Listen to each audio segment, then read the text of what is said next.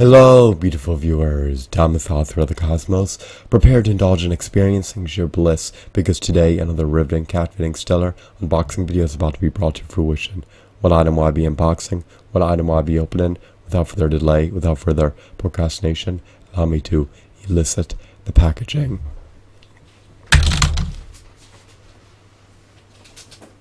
What item is encompassed inside this bulky, hefty, tangible box? Let's find out. I'm going to demystify that answer to that inquiry right here, right now. So bear with me. It will only take me billions of picoseconds to extract the item from the box and subsequently flaunt it in front of the camera for you to feast your eyes on.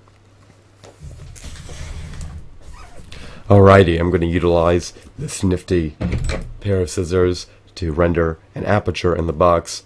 Once I've rendered an aperture in the box, I can expand upon it and subsequently extract the item from the box.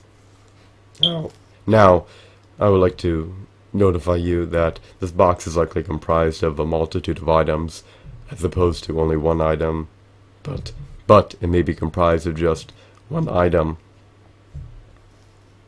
My throat is sore and raspy, so it's arduous for me to talk. So sorry about that. Alrighty, let's do it.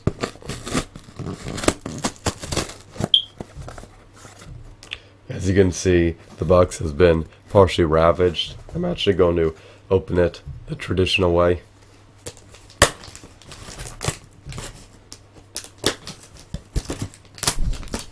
I've revamped my decision.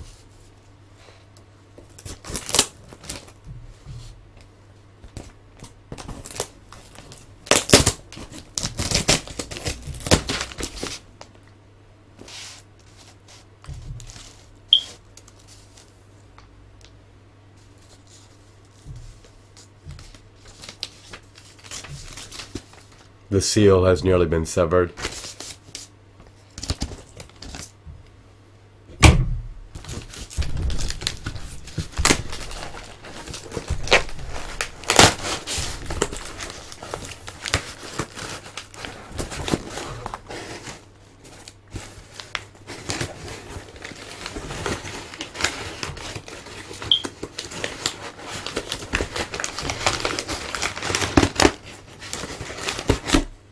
Off the get-go, we have a receipt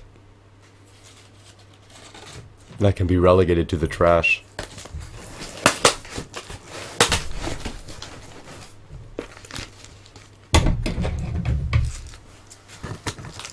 I need to further cut the tape.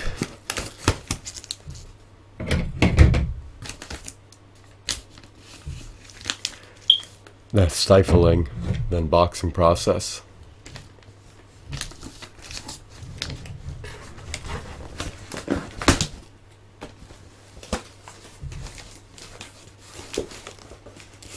Here we go. I needed to elevate the box. It's suspended in air.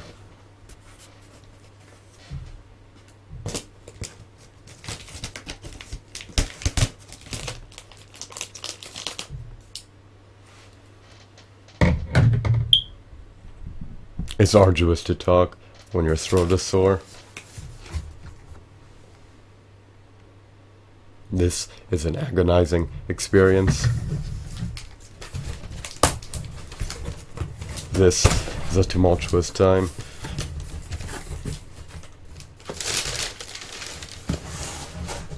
Here we go. So, we have a myriad of figures encompassed within this box. These are the cardboard backs for the Gargoyles figurines. The seller who I purchased these from was an avid action figure collector. Apparently they originally retailed at $6 or $8. Perhaps they once sold for at least $13 each. Here are the cardboard backs of the Gargoyles. These are quite scarce. These were produced in the 1990s, apparently by Hasbro. They were manufactured in China.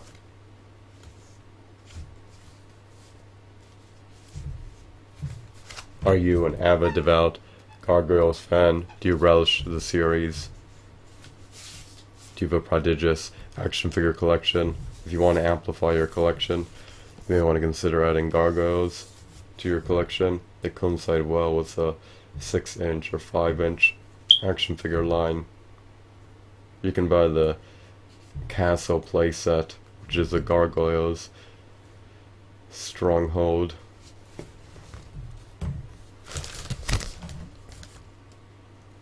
There's a copious amount of figures within the series.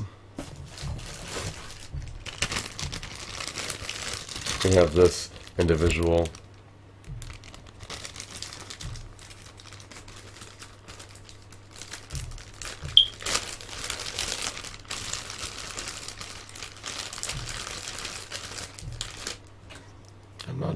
I'm not sure who he is. I'm not well acclimated with the series.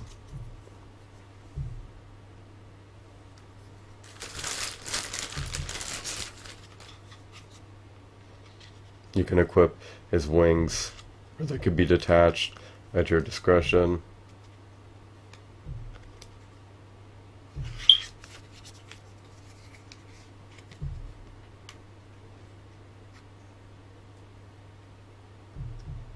Should I equip them? Perhaps I should.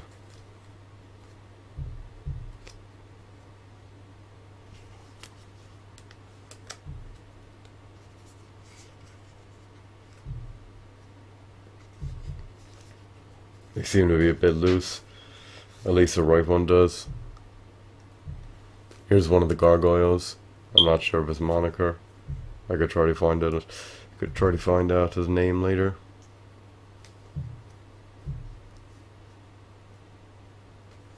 He can ascend his wings or descend them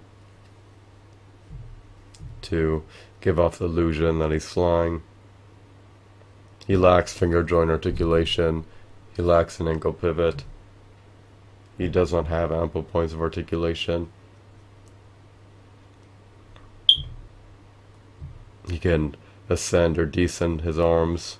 He lacks a knee joint. He lacks a diaphragm joint. He can turn his head.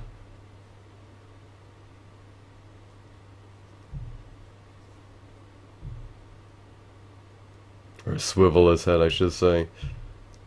He has very limited articulation. His tail is stagnant. It cannot be adjusted. It's pre-posed.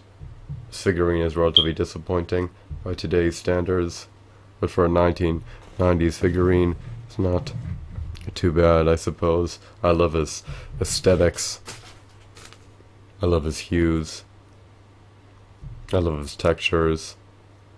His appearance emulates a gargoyle from the Gargoyle series, so he's not an abysmal figurine, but he's not a quintessential figurine either. He's relatively mediocre at best.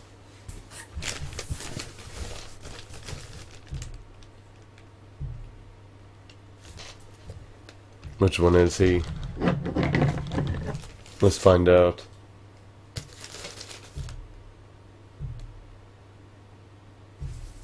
I think he's Broadway. With a stone camo Broadway.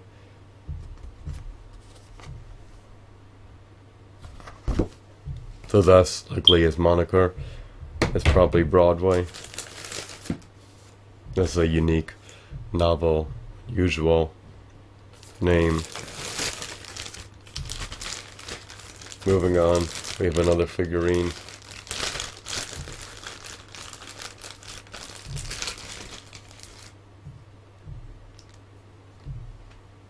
He can wield the battle axe.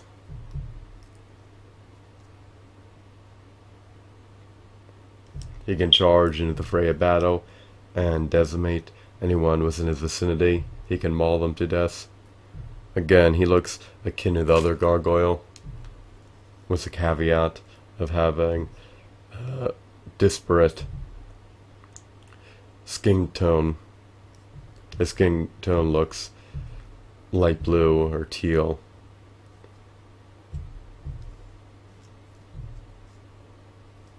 The other gargoyle, I recollect, was gray.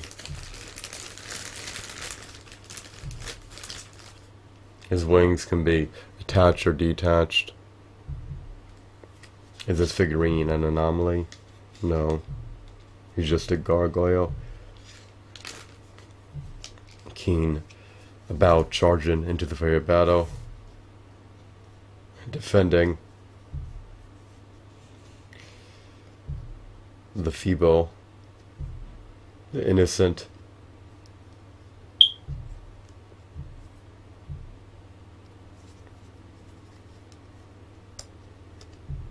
I hope that I'm attaching these wings correctly. These figurines probably used to come with an instruction manual for how to properly assemble them.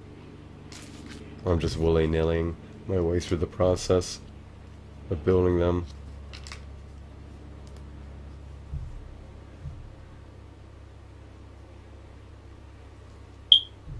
Here's a gargoyle.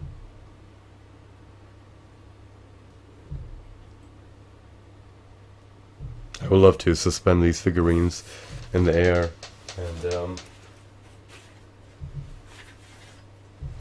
wake up every morning seeing them hovering above me, but that's likely not going to happen. Perhaps I can utilize commando tape and string to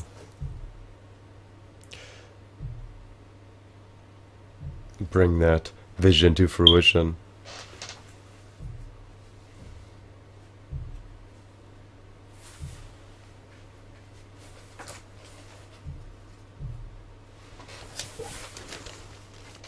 Alrighty, let's reconvene unboxing. We have another Gargoyles action figure encompassed within the massive Gargoyles action figure lot.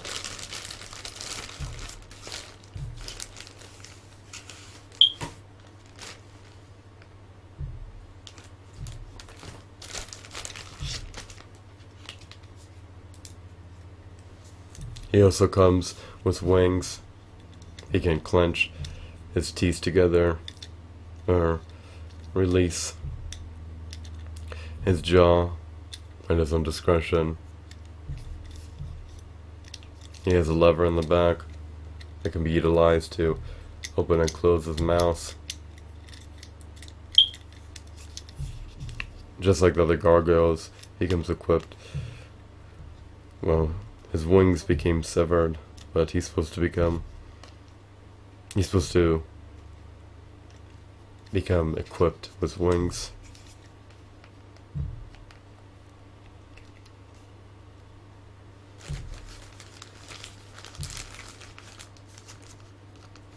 Oh, this one is named Brooklyn. The seller had them marked, labeled. So the bag's labeled. Other one is named Broadway, as I notified you earlier. Oh, both of them I showcased were Broadway. One is Stone Camel Broadway, the other one is Gargoyles Broadway. This one is Gargoyles Brooklyn. Maybe that's his official name, who knows. These look like they were professionally labeled. The bags do, to say the least. Nonetheless, it may not correlate with their actual names, but I think it does.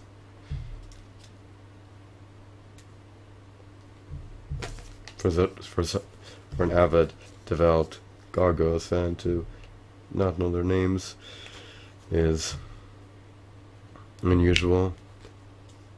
I would be baffled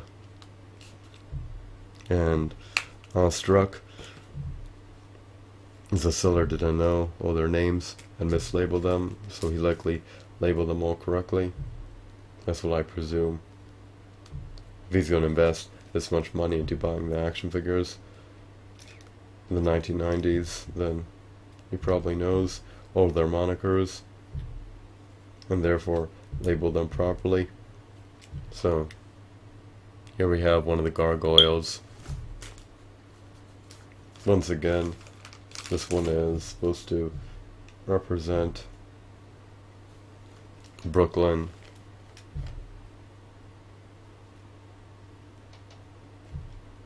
They're named after iconic areas in New York.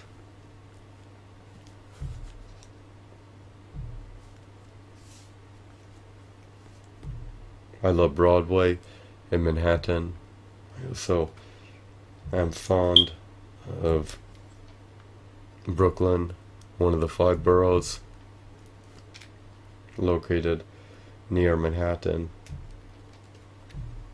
Unfortunately, his wing is scratched. It's marred with his wings are marred with scratches. Both of them are. That's unfortunate. Other than that, I have no major gripes about this figurine. I mean, his articulation is finite. Unlike the other gargoyles, his tail can be twisted. He has a lever in his back to give him some jaw-clenching action. His fingers are not pliable, and they cannot be articulated. He lacks any knee joints. He lacks a diaphragm joint. He's unable to swivel his waist, so his features are limited. But that does not correlate with the action figure being egregious. I mean, he has some merit. He emulates the appearance of Brooklyn in the Gargoyle series, and he's a nifty, novel figurine. It's not often that you stumble upon a gargoyle.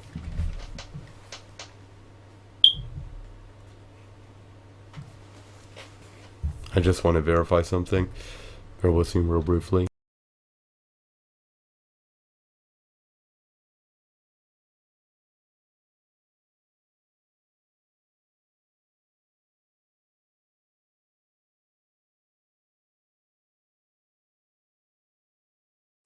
Alrighty.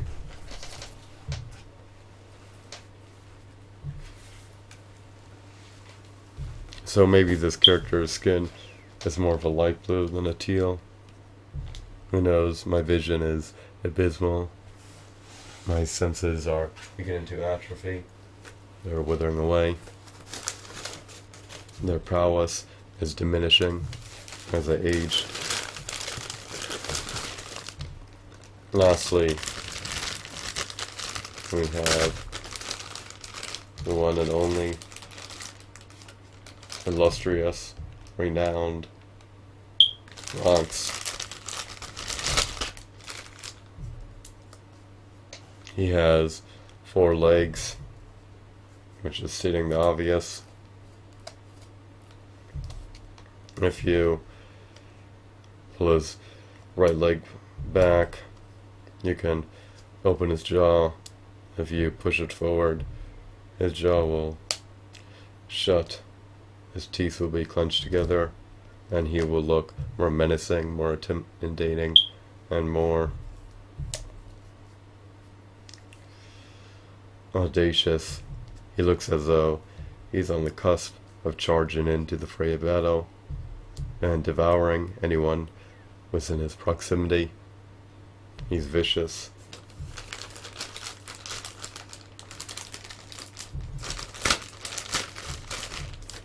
This accessory can be equipped to allow him to hover in the air.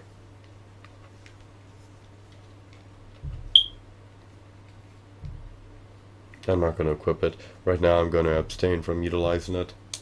I do not want to scratch his skin. He's practically unscathed. He doesn't have any major scratches or scuffs or anything like that. I love his textures. His seam lines are not very noticeable.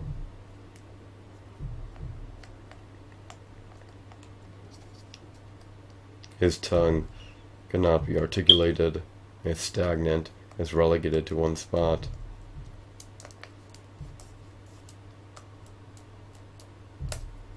There's very little articulation with this figurine. I love the scales in his back. They're not very sharp, but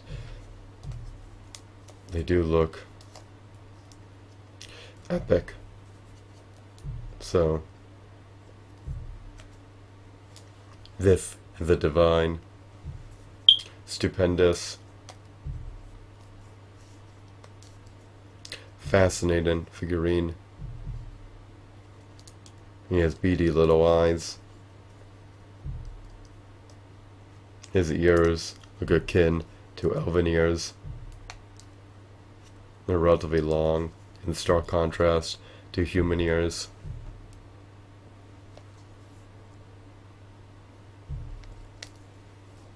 He's not a bad figurine. So, I still have a bunch of other figures within this box that I need to unbox. I've extracted 4 of the figurines from the box thus far. I'll likely reconvene the unboxing in a future video. People scarcely finish watching unboxing videos, so I'm just going to split the unboxing of this massive Gargoyles action figure lot into multiple parts. That way you guys can take breaks in between watching the videos. He has an attack jaw and glider wings, apparently. So, I was fortunate enough to receive cardboard packs with them. I was also fortunate enough to receive individual bags with them, as well as accessories with them that correspond to the figures within the lot. Unfortunately, their wings seem to be a bit scratched. Their articulation is finite, and their features are far and few. They're not the best action figures by any means, but that certainly does not mean that they're not worth under $10 each if you can procure them in a lot via eBay for that price point. So it's up to you to decide whether you want the Gargoyles or not. Anyways, I hope that you found this video to be insightful and enthralling. Have a wonderful, marvelous day. Goodbye.